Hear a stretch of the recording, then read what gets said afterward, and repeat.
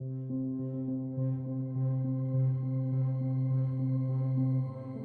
Ted's condition is quite a rare one. He is one of 5 in the UK and one of 130 worldwide.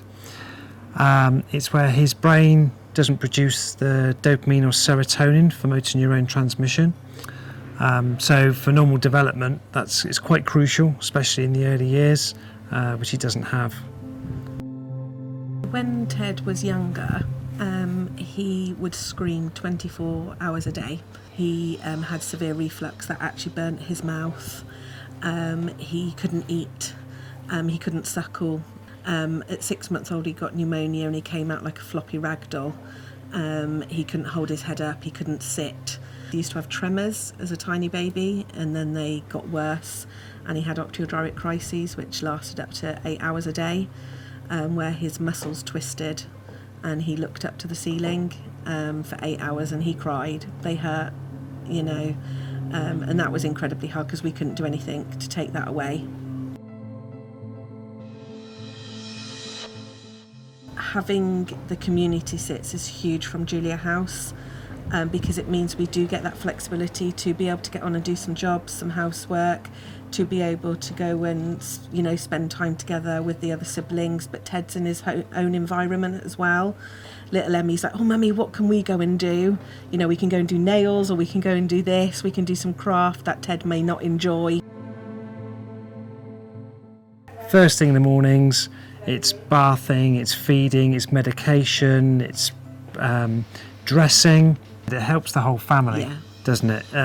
Emotionally and supportive to know you have the support there is an immense relief to parents and siblings as well. Absolutely. To know that actually you're not on your own, you've got some support network there available to you.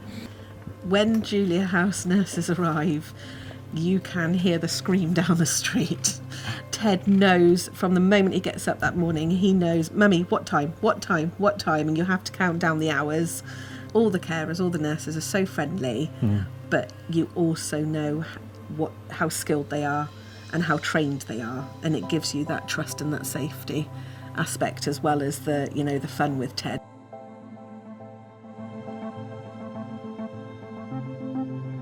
Ted now produces dopamine since the gene therapy in Poland. His serotonin levels haven't increased, but it has meant that Ted can now hold his head up. He can now control his electric wheelchair, which he absolutely loves, taking the carers on a walk. I'm sure it's meant to be the other way around. Every day he's coming out with new words, new vocabulary. He's, if you could ever imagine it, even cheekier. His best word at the moment is hug. He loves a hug, doesn't he?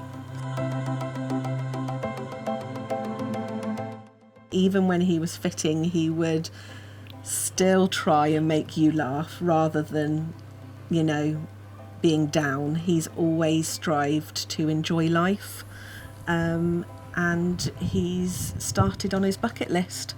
It just helped him grab his independence, doesn't it? And it's also an expression of his character as well.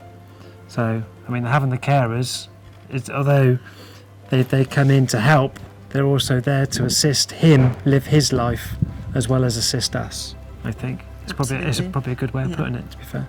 The community sits have changed our life and Ted's life, and the word hospice is now changed, in my opinion, to help.